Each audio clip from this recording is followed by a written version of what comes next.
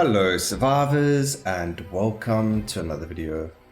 In today's video we are back in Soulstone Survivors and we are playing the Elementalist, also known as the Crit Mentalist, by Reso on the Discord, so thank you for the build idea, but I did swap it up quite a bit. They went for pure lightning, I went for something a little bit better at applying Dazed more quickly. That's what this build is, it's Dazed stacking. So if we look at the Elementalist skills, firstly before we look at the skills, we do want to disable Ascensions, and I'll speak about that a little bit later as to why.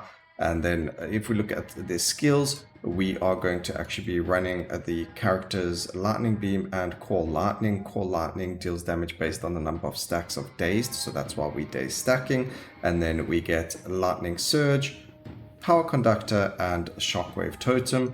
Then using Skill Mastery Thrust and Skill Mastery Swing, we add Blade Storm and the Precision Wave for critical strike chance, as well as applying Dazed as much as possible using Lightning Surge on Blade Storm, because you can get to a 0.2 second or lower application time with Blade Storm, so that's really good. We then run Reroll Mastery, Improved Preparatory for the 7 skills, Synergetic for getting the swing chain skill chains, then Crit Mastery because we are getting a lot of crit, we wanted to apply to our crit damage as well, and then Sure-Footed because the Elementalist is quite slow in the beginning and is quite unhealthy, so we need to look at that. But let's get stuck into it and I will meet you on the battlefield.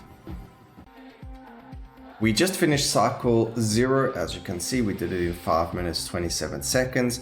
The skills, we landed up getting everything in the first minute and a half about, and I did notice there is something about the skills themselves. A lot of them have really high cast frequency, so getting yourself lower cast frequency is going to make the build feel a whole lot better. One of them is actually Lightning Surge. As you can see we got 50% cast frequency there, and it is then under the duration. For some reason when you play on a lot of the other characters they have a lower cast frequency, so I've never experienced this where Lightning Surge actually had a higher cooldown than its duration, so we actually had to put some points into cast frequency for it, which I've never had to do before. But the whole aspect of the build is to try and get as many day stacks as possible, and through that we landed up taking Blade Storm. As soon as you start getting more and more cast frequency and multicast onto Blade Storm, it is going to apply the most amount of Dazed as the build will allow. And another thing we did is get rid of the Elementalist's actual Ascension, and the reason for that is we don't want any ice, burn or any of the poison passives to kind of land up in our passive pool. So we do get still ice and burn because of our skill tree, so we just banished those so we don't get them anymore. We then land up getting a whole whack of earth to electric, earth to electric to earth, electric to swing, and so on and so forth. So it is actually really good for skill chaining and things like that. Area of effect there, multicast on the Core Lightning is very good. That is our main DPS, so we are looking at getting the damage upgrades for it. We get another multicast over there, so if you look we go from 505 42 all the way up to 575 48, so that is quite impressive. It does keep getting better and better. Area of effect is going to be very good over there. We don't need movement speed because of the Lightning Surge, and then we also getting quite a lot of crit chance because of Precision Wave. One thing as well is if we do land up getting things like damage for lasting or empowering or physical, then it does increase the crit chance for this as well, which is really good. There we go, electric to thrust, which means that this can be active more often. That's very good. And then more damage. That was actually a really good passive run over there, not really necessarily having to use rerolls, which is pretty good. We do have quite a lot of rerolls as well. And now that we've finished with the first cycle, as you can see, when you get into Overlord cycles, it actually feels a whole lot better, and that's because everything's closer to you. So when you have that smaller arena and everything's closer to you and you add a little bit more area of effect and whatnot, the build does start to pick up in pace. You start adding a whole lot more Dazed and it just gets a whole lot easier. So over here we don't, I mean, yeah, we can take it, but I'm actually going to land up taking the Laugh. We don't need damage for these skills, they're only there to apply the Dazed. And then as you can see, we're sitting on 276 crit chance. We get quite a lot of Dazed, and then we actually need to get ourselves some Merciless. So in hindsight, I was actually thinking it might be better to grab ourselves a whole lot of one skill instead of maybe something like Earth Shockwave, or instead of the Power Conductor, grabbing ourselves something that's going to give us more Merciless or more crit damage, or we would be in a better space as well, because all that crit is going to waste, or at least I feel like a lot of it goes to waste. So it's probably better if we landed up, stacking some crit damage as well, using a aptitude skill as well. But then we kind of run out of skill slots and so on and so forth. We'll lose quite a bit of Dazed, although using Blade Storm makes it so that we have a sufficient Dazed being applied to everything, although it doesn't feel like we have that much being applied. I need to actually look at the next boss fight and pay attention to their stack amounts. Okay, potency over there is beautiful, relentless, beautiful. We can get Blade Storm down to a 0.1 second, which we would love to do, because who doesn't want a really low cooldown Blade Storm?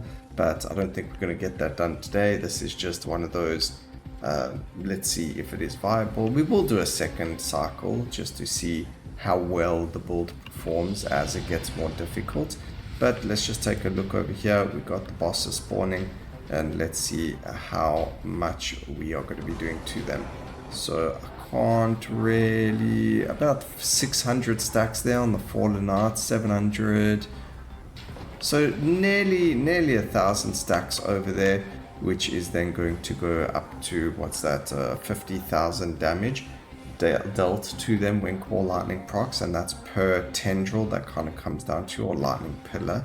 So that's quite a decent amount of damage. That's also not including the crit and the crit chance, but it's also not taking into consideration the enemy's armor and so on and so forth. So, just off base damage, that's pretty decent. I think that's a pretty good amount of damage that you can, infinitely scale, because the more dazed you proc, the better. The more crit you have, the better. We're going to grab those, and so on and so forth. So pretty decent. We get to quite a high amount of day stacks, which is pretty cool. And obviously getting more multicast chance on everything, we are able to apply a whole lot more. I think we'll keep going and see how many we can get on the next run over here, because that was relatively short. I think we have more than enough time to go and do a second cycle, so let's do that.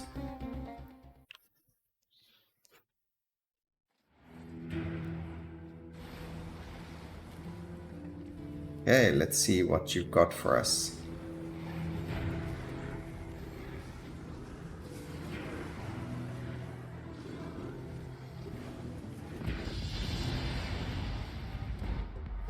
Alright, so we don't need the cast frequency there anymore. Potency is fine. Area over here can actually be very good, but I'm going to lock and take both of those. The reason being is the cast frequency on this, the more cast frequency we have, the better for it as well. So we do want the cast frequency on Lightning Beam just for that extra dazed amount. As you can see, this doesn't change with the amount of this, cooldown or anything like that. It's not one of those skills like Blade Storm where it drops in the seconds, and unfortunately that makes it a little bit weaker. So unless you get a lot of multicast chance or a lot of area of effect, the Lightning Beam will always be outperformed by skills with way more area of effect, especially if you're comparing like Arcane Beam and Brittle with Earthquake. Earthquake, there's obviously a lot more Earthquakes, each one being able to multicast, and so on and so forth. So it does make it a little bit less good as our other skills like Earthquake, if we compare to Arcane Beam. So the beams have less area of effect, they don't overlap, so you don't get as much multicast going there. It's only a single beam, even though multicast acts as multiple beams.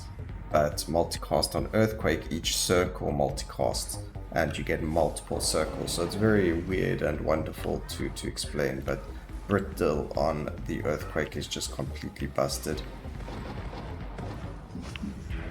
Alright, this is actually going very well. We have a lot of levels to do, so we're going to go and do that. Of course, we have to lock the legendary, so we'll take that. So there's a beautiful multicast for all of our skills that need it.